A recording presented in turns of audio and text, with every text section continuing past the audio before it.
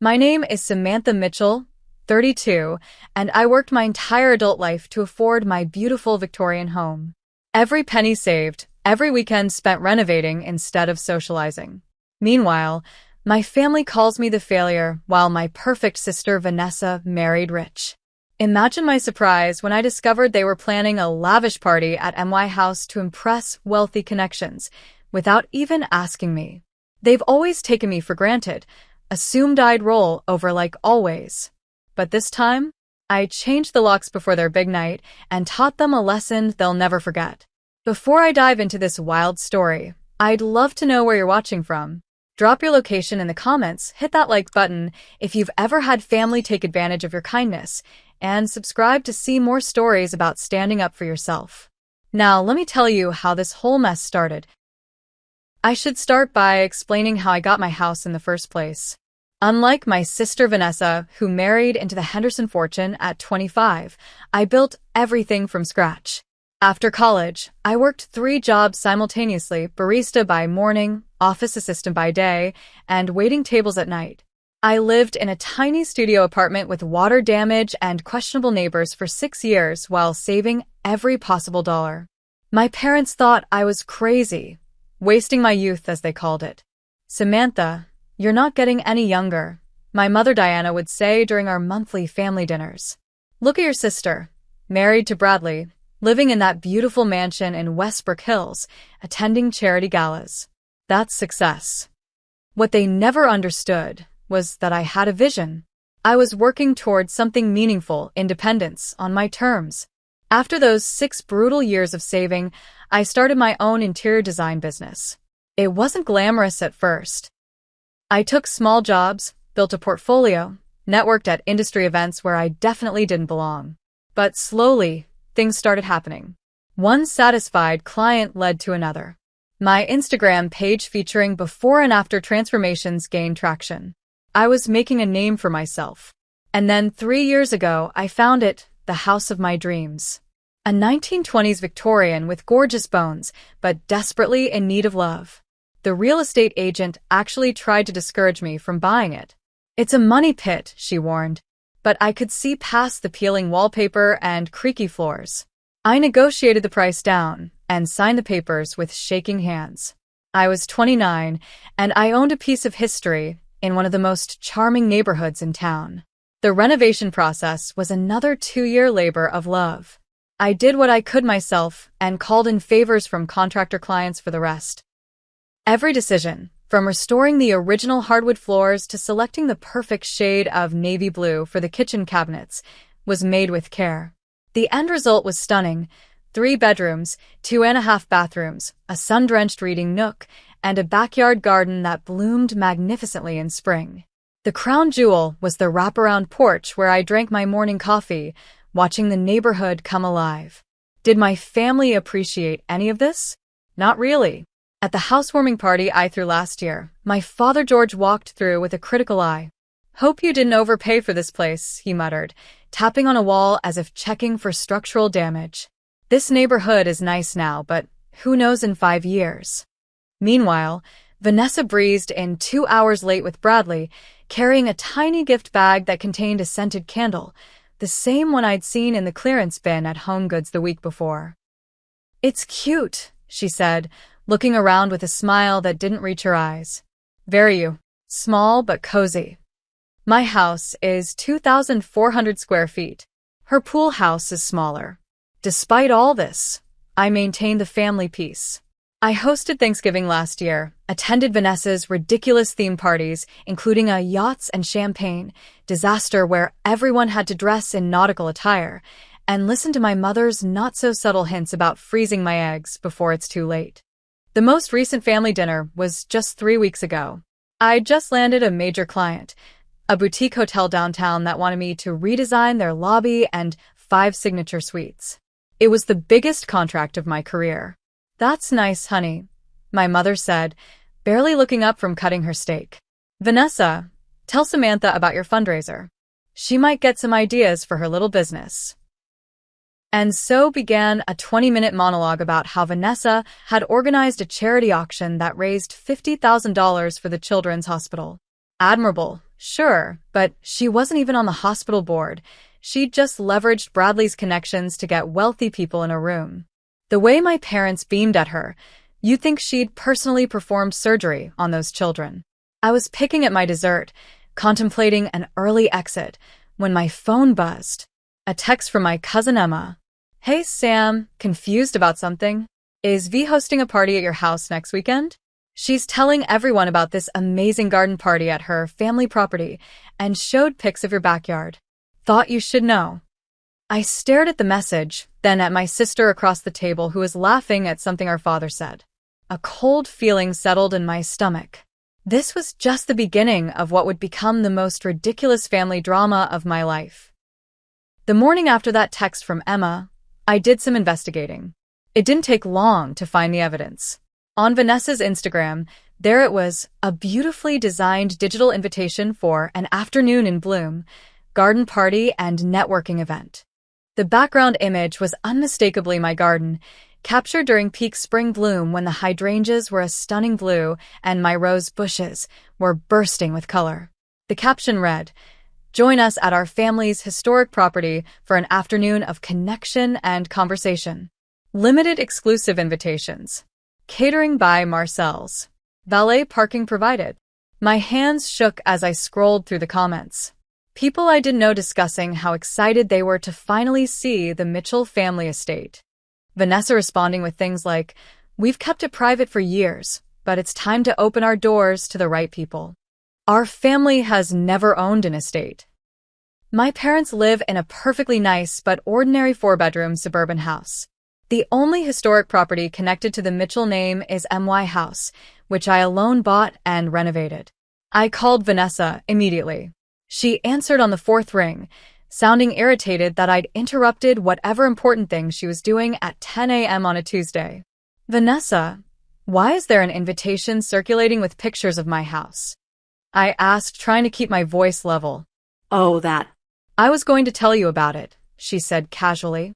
"It's this networking event for Bradley's business associates and some potential investors. It's really important, Sam." "At my house? Without asking me? Don't be dramatic. It's just for an afternoon. Mom and Dad thought it was a great idea. We thought you'd be happy to help the family make connections. It's not like you use that big house for entertaining much anyway." I nearly choked. "It doesn't matter if I throw parties or not. It's my house, Vanessa. My property that I paid for. You can't just decide to host events there." "Mom and Dad already gave the okay on your behalf," she replied, as if that settled everything. "They said you're always looking for ways to contribute to the family. They have no authority to give permission for using my house. Look, I have to go. The caterers are calling. They'll be dropping by your place tomorrow to measure the garden space and check the kitchen facilities." "Wait, what? You gave people keys to my house?" "Just the spare set Mom and Dad have. Don't worry, they're professionals. Listen, I really have to go. We can talk at Sunday dinner." She hung up before I could respond. I immediately called my parents, who confirmed everything Vanessa had said. "Samantha, don't be selfish," my mother scolded. "Your sister needs this. The Hendersons are bringing some very important people, and Vanessa wants to impress them. Their house is being painted that week, and you know how construction dust gets everywhere. Then she should postpone her party or find another venue. You can't just volunteer my house." "It's just for one day," my father chimed in. "Besides, it's good for you to be part of family initiatives. You're always so isolated with that design business of yours." I hung up feeling like I was losing my mind. Had my family always been this entitled? This dismissive of my boundaries? Things got worse when I checked my email and found a message from Elegant Events by Cynthia with a detailed itinerary for the garden party at my address. According to the schedule, not only would the event take place in my garden, but guests would have tours of the ground floor of my home. There was even a note about securing valuables from the main areas, as if I was some kind of hotel staff being instructed to prepare for guests. The final straw came the next day. I had installed a security system with cameras after moving in, mainly for peace of mind living alone. I was at a client meeting when my phone alerted me to movement at my front door. I discreetly checked the app and saw 2 women and a man in catering uniforms standing on my porch, trying keys in my door. I excused myself from the meeting and called my own house. One of the caterers answered, explaining they were there to check the kitchen specifications for Mrs. Henderson's party. "There must be a misunderstanding," I said firmly. "I'm the homeowner, and I haven't authorized any party. Please leave my property immediately." They apologized profusely and left, clearly embarrassed. I later learned from a follow-up call that Vanessa had told them it was her family's second home, and that my sister, who lives there, knows all about it. That evening, as I was stress cleaning my kitchen, my phone pinged with a group text between Vanessa and her friend Lydia that I'd accidentally been included on. Vanessa: "Everything's set with the caterer?" Lydia: "Small hiccup. They said the homeowner told them to leave." Vanessa: "Ugh, that's just Sam being difficult. I'll handle her. It's just Sam's house, she won't mind. It's not like she has an important life or anything. Bradley's connections are coming, for God's sake. She should be grateful we are bringing actual successful people to her little project house." I stared at the phone, something inside me finally snapping. Little project house? My beautiful home that I'd poured my heart, soul, and entire savings into? Not an important life? My thriving business that I'd built from nothing? That was the moment I decided, no more doormat, Samantha. It was time to stand up for myself. After reading that text, I sank onto my kitchen floor and cried. Actually cried for the first time in years. Not delicate, dignified tears, ugly, hiccuping sobs that left my eyes puffy and my nose running. I cried for the little girl who was always second best, for the teenager whose achievements were footnotes at family gatherings, for the adult who still sought approval from people who would never give it. When the tears finally stopped, I felt hollow but somehow clearer. I pulled out a bottle of wine, poured a generous glass, and called the one person who had always seen me clearly, my best friend Olivia. "They did what?" Olivia exclaimed after I explained the situation. "Sam, that's not just rude, that's literally trespassing. They can't just use your house without permission. Apparently in Mitchell family logic, they can," I replied, taking a long sip of wine. "I've always been family property, so why not my house too?" "This isn't about a borrowed sweater or using your Netflix account," Olivia said. "This is your home, your safe space, the thing you worked for years to afford. And they're just commandeering it." Hearing someone else articulate the violation made it more real somehow. This wasn't me being oversensitive. This was genuinely outrageous behavior. "I don't even know what to do," I admitted. "If I just say no again, they'll keep pressuring me, or worse, they might just show up with guests anyway since they have keys." "First of all, you need to talk to Marcus," Olivia said firmly. Marcus Wilson was our mutual friend from college who had become a successful property lawyer. "Know your legal rights here. And second, you're staying at my place tonight. Guest room is already made up." I protested weakly, but Olivia was insistent. An hour later, I was sitting in her comfortable living room with a fresh glass of wine and Marcus on speakerphone. "Let me get this straight," Marcus said after I'd explained everything. "Your sister, without your knowledge or consent, planned a large event at your property, gave out keys to vendors, and is bringing dozens of strangers into your home? And when confronted, your family basically told you to deal with it." "That about sums it up," I said. "Sam, legally speaking, this is cut and dry. It's your property. You have absolutely no obligation to allow this. In fact, you could report anyone who enters without permission for trespassing." "I don't want to call the cops on my family," I sighed. "Understandable," Marcus replied. "But you should know that you're completely within your rights to take action to secure your property. Changing locks, for instance, would be a reasonable step if unauthorized people have keys." After hanging up with Marcus, Olivia and I talked late into the night. She reminded me of all the times my family had taken advantage of my accommodating nature, the loans to Vanessa that were never repaid, the holidays I hosted without help, the way they minimized my career while expecting me to celebrate every tiny achievement of my sister's. "Remember your cousin's wedding?" Olivia asked. When your mom volunteered you to make all the centerpieces for free and then introduced you as my daughter who does crafts to everyone? I grimaced. I'd spent over $2,000 on materials and worked every night for 2 weeks to create those centerpieces. Or the time your dad needed a new office designed for his insurance business, and you did it at cost, but he still complained about the invoice? They've always been like this, I admitted. I just keep hoping that if I do enough, they'll finally see me. Olivia took my hands. Sam, they won't. Not unless you make them. People don't change when everything's working great for them. And right now, having you as the family doormat is working great for them. That night, sleeping in Olivia's guest room, I had a dream about my house. In the dream, I returned home to find it filled with strangers in fancy clothes, all of them touching my things, sitting on my furniture, criticizing my decor. I tried to tell them to leave, but no sound came out. I was invisible in my own home. I woke up with a racing heart and a decision made. The next morning, I called a locksmith and my security company. Then I texted Olivia. Can I stay with you for about 10 days? I have a plan. Her response was immediate. Guest room is yours for as long as you need. What are we doing? I smiled at the we. Unlike my blood relatives, Olivia had always been in my corner. We're teaching my family a lesson about respect and boundaries, I replied. And I might need help moving some things. Throughout that day, between client appointments, I made several crucial calls. First to Raphael, the top-rated locksmith in town, who could change all my locks and upgrade to a smart security system within 2 days. Then to a storage company to rent a secure unit.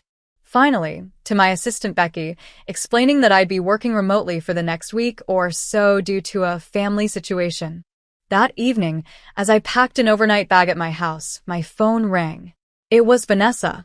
Sam, the event planner says you're being difficult. Why would you tell the caterers to leave?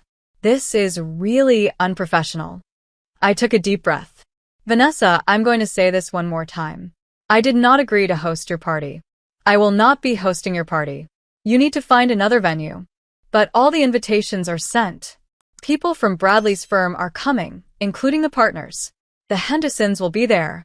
Do you know how hard it was to get them to commit to a date? Not my problem, I said, surprising myself with how calm I sounded.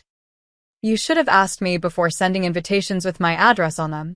Mom and Dad are furious with you, she threatened. They said you've always been selfish, but this takes the cake. That familiar stab of guilt hit me, but this time, I pushed through it. Goodbye, Vanessa. Good luck with your party. I suggest the country club. They have lovely gardens. I hung up and blocked her number. Then I blocked my parents' numbers too, at least temporarily. I knew once I started executing my plan, the calls would be relentless. As I looked around at my beautiful home, the custom bookshelves I'd installed myself, the vintage chandelier I'd restored, the perfect shade of sage green I'd tested 15 samples to find, I felt a fierce surge of protectiveness. This wasn't just a house.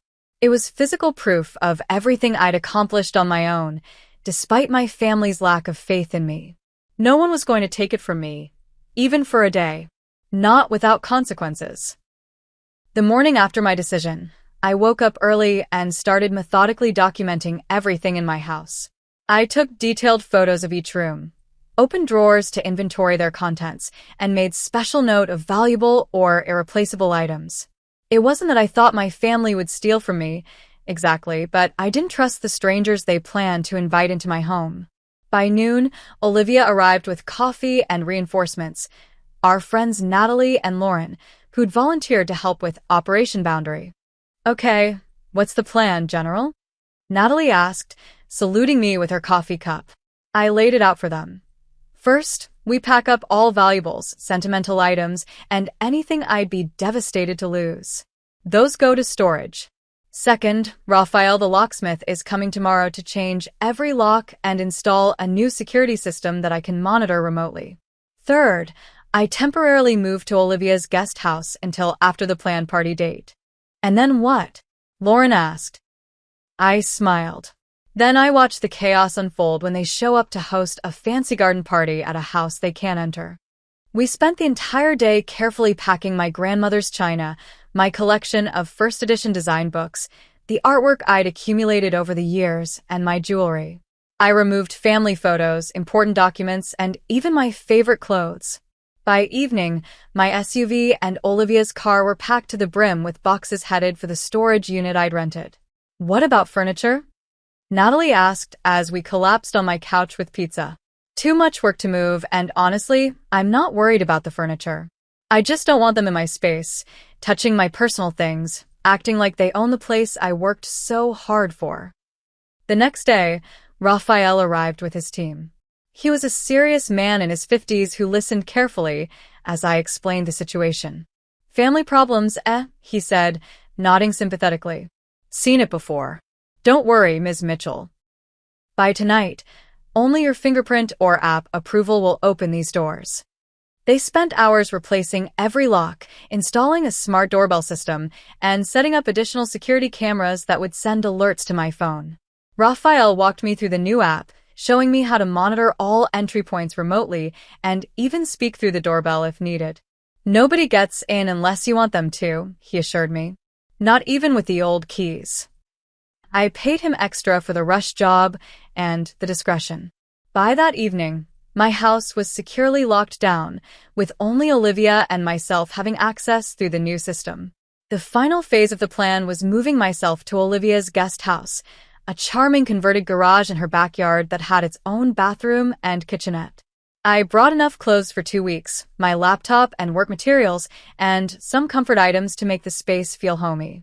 Welcome to your temporary rebel headquarters, Olivia said, helping me arrange my things. How are you feeling? Nervous, I admitted. But also powerful? I've never really stood up to them like this before. It's about time, she said firmly. I'm proud of you. The first test of the new security system came just 2 days later.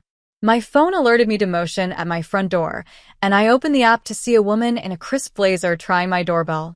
The event planner, presumably. I watched as she frowned, checked an address on her phone, and tried again. After a few minutes, she made a call, looking increasingly frustrated. 20 minutes later, my phone lit up again. This time, it was Vanessa at the door with the event planner. I watched as they tried the old key in the new locks, confusion turning to irritation on my sister's face. My blocked phone started blowing up with calls from unknown numbers, likely Vanessa using other people's phones to try to reach me.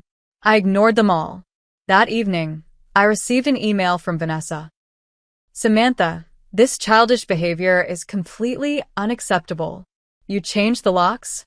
Are you serious? Mom and Dad are beside themselves. This party is happening in 3 days. Some of the most important people in Bradley's industry will be there. The Hendersons have confirmed. Do you want to be responsible for destroying your sister's social standing and possibly affecting Bradley's career? Call me immediately.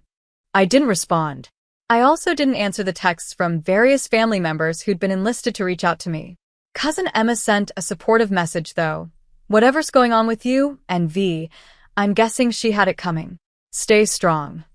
The day before the planned party, the calls and messages reached a fever pitch. My mother left a voicemail on my work phone, the only number I hadn't blocked. Samantha Jean Mitchell, I don't know what kind of game you're playing, but it ends now. Your father and I are deeply disappointed in you. After everything we've done for you, this is how you repay us? By embarrassing your sister? The caterers are ordered, the flowers are paid for, and 40 very important people are expecting a lovely event tomorrow. You will call us back and fix this situation immediately. Everything they'd done for me? Like what? Criticize my choices. Minimize my achievements? Use me when it was convenient? I deleted the message.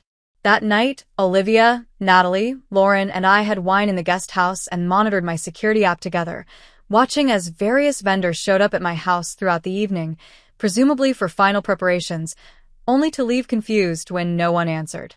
Tomorrow's going to be epic, Lauren said, refilling my glass. Are you ready? I took a deep breath.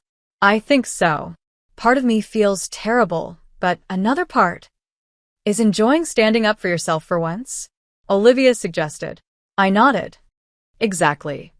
Then cheers to that, Natalie said, raising her glass. to boundaries and self-respect. We clinked glasses, and I tried to ignore the nervous butterflies in my stomach. Tomorrow would either be a turning point in my family relationships or the beginning of an even bigger rift. Either way, there was no going back now.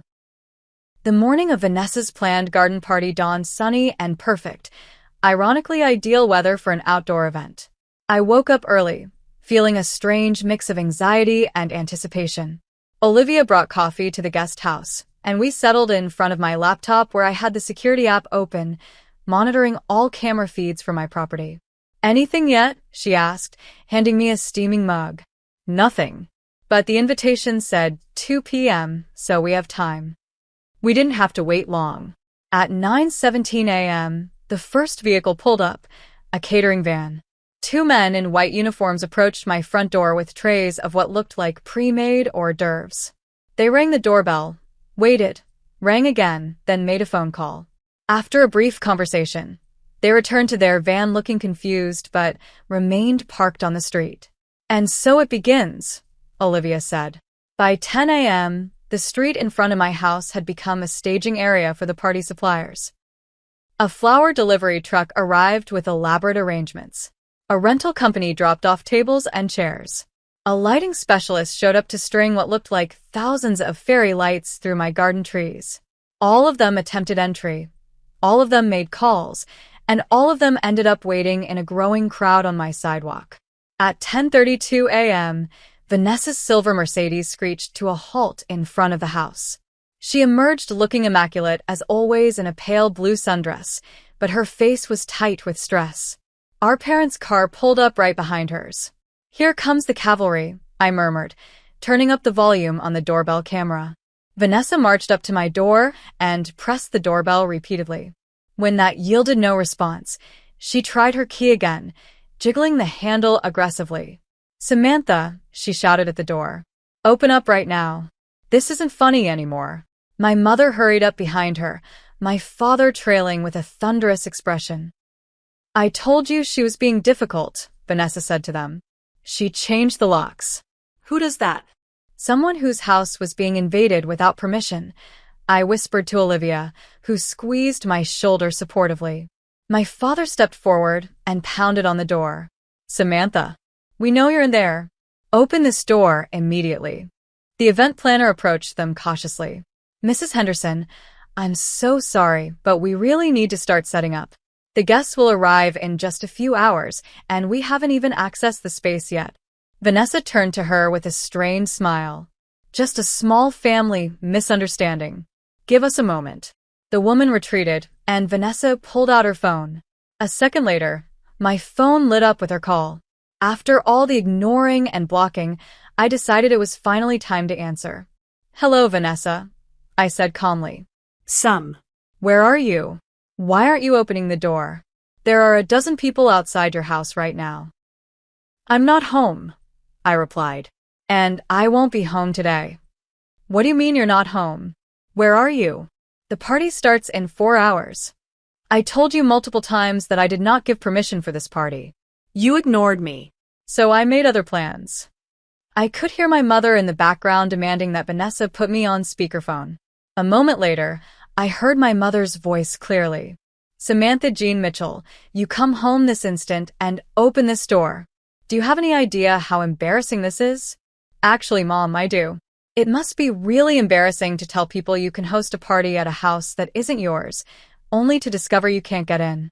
Almost as embarrassing as having your achievements constantly minimized by your own family. Is that what this is about?" My father's voice boomed. "Some perceived slight? You're throwing a tantrum because you don't get enough attention?" "This is about boundaries," I said firmly. "My house is not family property. It's mine. I worked for it, I paid for it, I renovated it.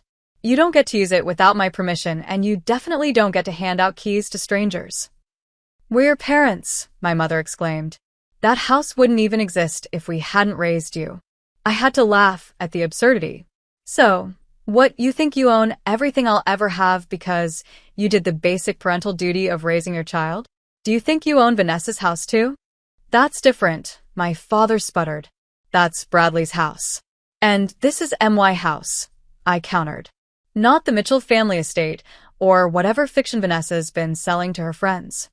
Vanessa's voice came back on, lower and threatening. Sam, I have 40 extremely important people showing up in a few hours. If you ruin this for me, I swear to God. You'll what? I challenged. Treat me worse than you already do? Make more dismissive comments about my little project house and my unimportant life? Call me selfish for not letting you use my home without permission? There was a stunned silence on the other end. How did you know I said that? Vanessa finally asked, her voice smaller. You accidentally included me on that group text with Lydia. I saw everything, Vanessa. That's when I decided I was done being the family doormat. More silence, then my mother again. Samantha, please. We can discuss family grievances another time. Right now, we need you to come home and open the door. People are waiting. Those aren't my people, and this isn't my party. I said no, repeatedly, and you all ignored me. Now you can deal with the consequences. We'll call a locksmith, my father threatened. Go ahead, I replied. It's a brand new security system. They won't compromise it without proof of ownership, which only I have. And if anyone tries to break in, the police will be automatically notified. You'd call the police on your own family? My mother gasped. I wouldn't have to. The system would do it automatically. But this can all be avoided if you simply respect my no and find another venue. In 4 hours?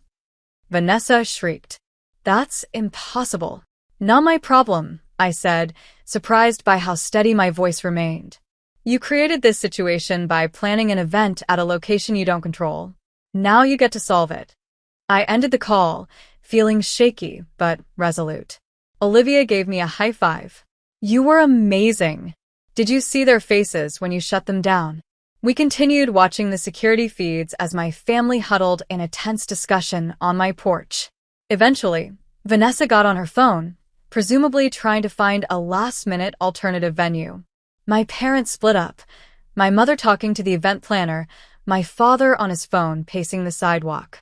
Around noon, the first of the valets arrived.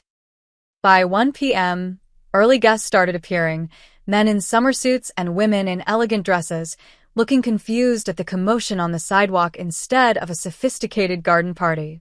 The real drama peaked at 1:40 p.m. when a sleek black SUV pulled up and an older couple emerged, the Hendersons, Bradley's parents, based on photos I'd seen. They approached the chaos with visible confusion. Even from the security camera, I could see Vanessa's expression of pure panic as she hurried to intercept them, Bradley appearing from somewhere to join her. There was an intense conversation, with Vanessa gesticulating frantically and Mrs. Henderson's face growing increasingly disapproving. More guests arrived to the same scene, no party, just a locked house and a frazzled hostess. Some left immediately. Others stood around awkwardly. I watched as Vanessa's carefully curated social event disintegrated in real time. At 2:30 p.m., most of the guests had left. The caterers began packing up their unserved food. The rental companies started loading tables and chairs back onto their truck. And in the midst of it all, Vanessa sat on my front steps, mascara streaking down her face, while Bradley spoke intensely with his disappointed-looking parents. I almost feel bad for her, I said to Olivia as we watched. Don't, she replied firmly. She brought this on herself by treating you and your home like properties she could use at will. By 4 p.m., the street was empty except for my family's cars. My parents and sister sat in a grim circle on my front lawn, looking utterly defeated. As I watched them on the camera feed, my phone buzzed with a text from Bradley, surprisingly. Samantha, I just learned the full story from Vanessa. I had no idea she hadn't gotten your permission for this event. I'm truly sorry for the boundary violation. If you're willing to talk, I'd like to help resolve this family situation.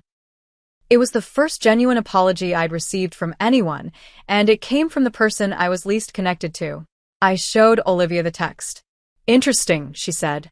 Sounds like at least one person is starting to get it. I replied to Bradley. Thank you for acknowledging the boundary violation. I'm not ready to talk today, but maybe next week once things have cooled down. Then I put down my phone and closed the laptop. I'd seen enough. Come on, Olivia said gently. Let's go get dinner. You've had a stressful day. As we left the guest house, I felt lighter somehow, as if I'd put down a heavy burden I'd been carrying for years. For the first time in my adult life, I had stood firm against my family's expectations and demands. It wasn't easy, and the fallout would be significant, but in that moment, I knew I'd done the right thing for myself. And that was worth celebrating, at least for tonight. The week following the lockout, as Olivia had dubbed it, was intense. My phone exploded with messages once I unblocked my family members.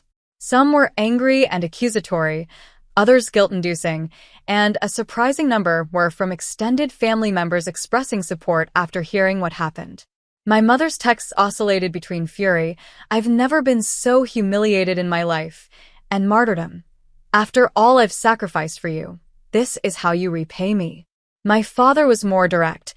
"You've damaged this family's reputation. I hope you're satisfied." Vanessa's messages were the most volatile, ranging from rage, "You've ruined everything," to desperation, "The Hendersons barely speak to me now," to manipulative, "Bradley's business connections think our family is dysfunctional." I responded to none of them, taking the time at Olivia's to process my feelings and determine my next steps. I worked remotely, had dinner with friends who supported me, and even scheduled a few sessions with a therapist Natalie had recommended. Family dynamics don't change overnight, Dr. Rivera told me during our first session. You've disrupted a long-established pattern where you accommodate everyone else's needs at the expense of your own. There will be resistance before there's acceptance.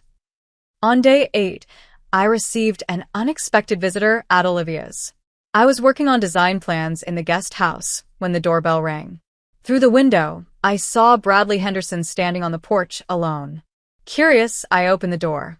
"Samantha," he said, looking uncomfortable but determined. "I know you said next week, but I was hoping we could talk sooner. May I come in?" I hesitated, then nodded, stepping aside to let him enter. Bradley had always been a peripheral figure in family gatherings, polite but distant, usually absorbed in work calls or conversations with my father about investments. I realized I barely knew him despite him being married to my sister for 5 years. "I want to apologize again," he began once we were seated. "What Vanessa did was wrong. Using your home without permission, giving out keys, all of it." "Thank you," I said, genuinely surprised by his directness. "But shouldn't you be supporting your wife right now?" Bradley sighed, running a hand through his hair. "I am supporting her, just not in the way she wants. Vanessa needs to take responsibility for her actions. We've been talking a lot this week, and some hard truths have come out." "Like what?" I asked cautiously. "Like the fact that she's deeply insecure about not having her own accomplishments. She admits she's jealous of you, Samantha." I nearly choked on my tea. Jealous? Of me? She's the golden child, the successful one with a perfect life. In your parents' eyes, maybe. But Vanessa sees you differently. You built something from nothing. Your business, your home, they're yours. She feels like everything she has came through me or your parents' connections. This perspective was so foreign to me that I struggled to process it. But she's always looked down on my career, my house, my choices. Because they threaten her, Bradley said simply. She's afraid to admit that your path might be more fulfilling than hers. We talked for over an hour. Bradley revealed things about my sister I'd never known, her abandoned dreams of becoming an architect, her fear of disappointing our parents, her growing realization that social status wasn't as satisfying as she'd expected. "This doesn't excuse what she did," Bradley emphasized. "But I'm hoping it helps you understand where it came from. And for what it's worth, I've told her and your parents that they were completely in the wrong." When Bradley left, he handed me an envelope. "Vanessa wrote this herself. No input from me or your parents. Read it when you're ready." I waited until that evening to open my sister's letter. Inside was a handwritten apology, messy and blotched in places, so unlike Vanessa's usual perfect presentation. "Sam, I'm sorry. Really, truly sorry. What I did was wrong and invasive and disrespectful. I've spent my whole life thinking I was better than you because Mom and Dad made me feel that way. But the truth is, I've always admired how you built your life on your own terms. I used your house because I'm proud of it, proud that my sister created something so beautiful. That doesn't make it right. I should have asked. I should have respected your boundaries. I don't expect forgiveness right away, but I hope someday we can start over. It wasn't perfect, but it felt sincere in a way few interactions with my sister ever had. The next day, I moved back into my house. It felt strange at first, knowing how close it had come to being invaded. I walked through each room, reconnecting with the space, before bringing my belongings back from storage and Olivia's guest house. 3 days later, I agreed to meet my family at a neutral location, a restaurant downtown that specialized in Sunday brunch. Walking in, I spotted them at a corner table, all looking unusually subdued. My mother had clearly been crying, her eyes puffy despite careful makeup. My father seemed smaller somehow, less imposing. Vanessa was pale, her usual confidence absent. "Samantha," my mother said as I sat down, "thank you for coming." The conversation started awkwardly, with careful small talk about the weather and the restaurant's decor. Finally, my father cleared his throat.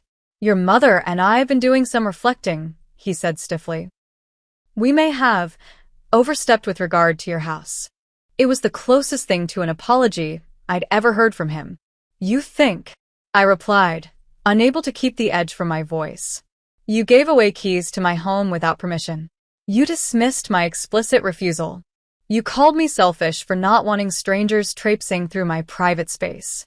"We were wrong," my mother said quietly, surprising me. "We've always treated you as an extension of ourselves rather than as your own person. Bradley helped us see that." I glanced at Vanessa, who looked down at her plate. "Bradley's been very direct with all of us," she murmured. "I spent my entire life trying to earn your approval," I said, looking between my parents. "Working myself to exhaustion, achieving things you never thought I could, buying a house you never thought I'd afford. And none of it was ever enough. You still saw me as the family resource, not a person with my own boundaries and dreams." "You're right," my father admitted, the words seeming physically painful for him to say. "We've been unfair to you, dismissive of your accomplishments because they didn't fit our narrow definition of success." "I always thought you had it so easy," Vanessa added, looking up at me. "Mom and Dad were hard on you, but they never had expectations for me beyond marrying well. They never pushed me to achieve anything on my own." "We thought we were protecting you," our mother said to Vanessa. "But we did you a disservice, too." The conversation continued through brunch, painful but necessary. Old resentment surfaced. Tears were shed, even by my father, which I'd never seen before. Family patterns were named and examined. By the time the check came, we were all emotionally exhausted, but somehow lighter. "So where do we go from here?" my mother asked tentatively. "I need things to change," I said firmly. "Real change, not just apologies that fade when convenient. I need my boundaries respected, my home treated as mine alone, and my career acknowledged as legitimate." "That's fair," my father nodded. "And I need to know that I'm valued for who I am, not what I can provide the family or how I make you look to others." "We can do better," my mother promised. "We want to do better." As we walked out of the restaurant, Vanessa pulled me aside. "I really am sorry, Sam. And I'm also kind of in awe of you. Standing up to all of us like that took guts." I studied my sister's face, searching for the usual calculation or insincerity, but found only genuine remorse and something else, respect, maybe. "Thanks," I said simply. "And for what it's worth, it's not too late for you to build something of your own too." She nodded thoughtfully. "I've been thinking about that a lot this week. Maybe it's time." As I drove home, I realized that for the first time in my adult life, I'd stood in my truth with my family and hadn't backed down. Whether their change of heart would last remained to be seen, but something fundamental had shifted in our dynamic, and I had no intention of letting it shift back. 3 months after what my family now sheepishly referred to as the incident, I stood in my kitchen arranging a platter of appetizers. The house smelled of fresh flowers and the lemon cake baking in the oven. Through the window, I could see Olivia and Natalie setting up a drink station on the patio, laughing about something as they arranged bottles and glasses. Today, I was hosting a party of my own, a proper housewarming on my terms. The doorbell rang, and I checked the security app out of habit before going to answer it. My parents stood on the porch, my father holding a gift bag, my mother clutching a bouquet of sunflowers. Right on time, I greeted them, opening the door. "We wouldn't want to be late to our daughter's party," my mother said, handing me the flowers. "These reminded me of your nursery wallpaper. Remember the yellow room with the sunflower border?" It was a small thing, but significant. My mother referencing a positive childhood memory instead of a perceived failure or shortcoming. "Thank you," I said, genuinely touched. "Come in, you're the first guests." My father handed me the gift bag, awkwardly. "It's a housewarming present. I know you've been here a while, but we never properly celebrated your achievement." Inside the bag was a beautifully framed deed to my house, professionally matted with an inscription at the bottom. "Proudly owned by Samantha Mitchell, a home built on determination." I looked up at my father, speechless. "I thought you could hang it in your office," he said gruffly. "You should be proud.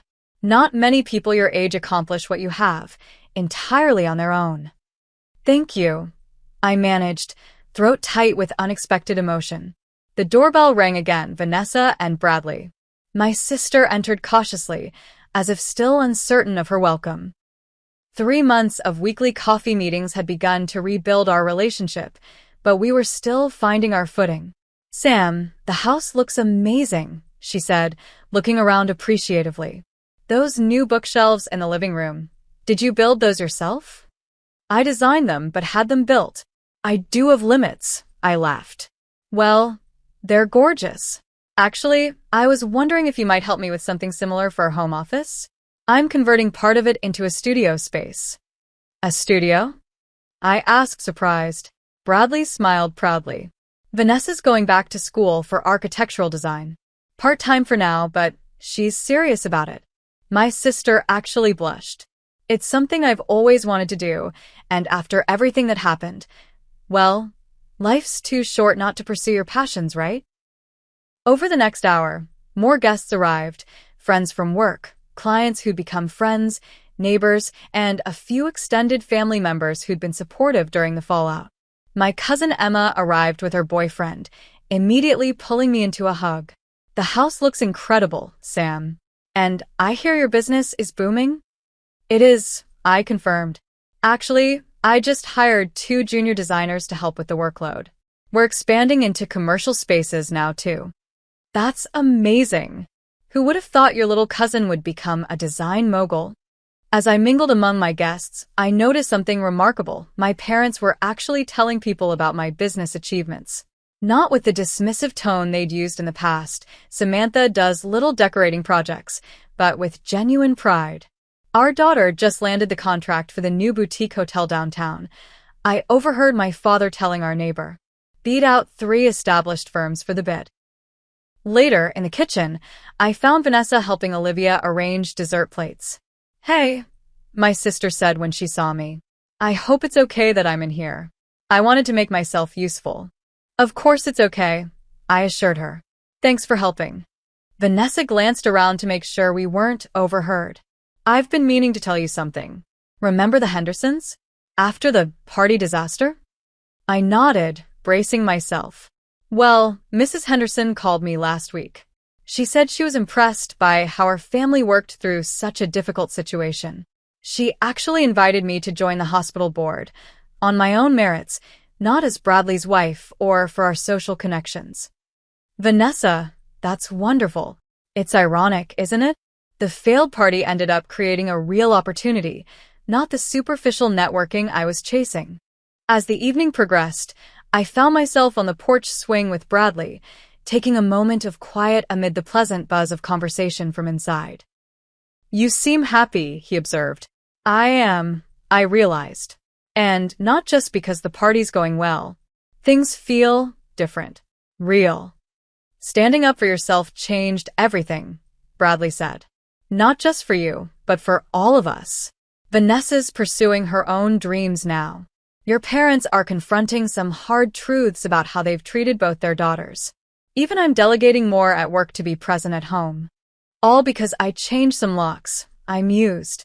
Because you valued yourself enough to set boundaries, he corrected. That's a powerful thing. Later, as guests began to leave, my mother pulled me aside. Samantha, I want you to know, I'm proud of you. Not just for your success, but for standing up for yourself. It couldn't have been easy, especially with how we raised you. It wasn't, I admitted, but it was necessary. Your father and I have been seeing a family therapist, she confessed, surprising me again. We're trying to understand where we went wrong, how we created such different experiences for you and your sister. That's a big step, Mom. It's overdue, she said simply. We don't want to lose you, Samantha. You're too important. After the last guest departed, I found myself alone in my living room, surrounded by the evidence of a successful gathering. Empty glasses, crumb-scattered plates, rearranged cushions. But unlike previous family events I'd hosted, I didn't feel drained or resentful. I felt fulfilled. My phone pinged with a text from Olivia. Proud of you, Rebel. You've come a long way from the doormat days. Red heart. I smiled, looking around at my beautiful home. Still mine, still a sanctuary, but now with healthier connections to the people in my life. The locks on my doors were the same ones Raphael had installed 3 months ago, but the more important boundaries I'd established were invisible ones. Expectations about respect, acknowledgement of my autonomy, and recognition of my achievements. Those boundaries had been painful to enforce at first, but they had ultimately led to healing I hadn't thought possible. My relationship with my family wasn't perfect, but it was honest now, grounded in reality rather than roles we'd been assigned years ago.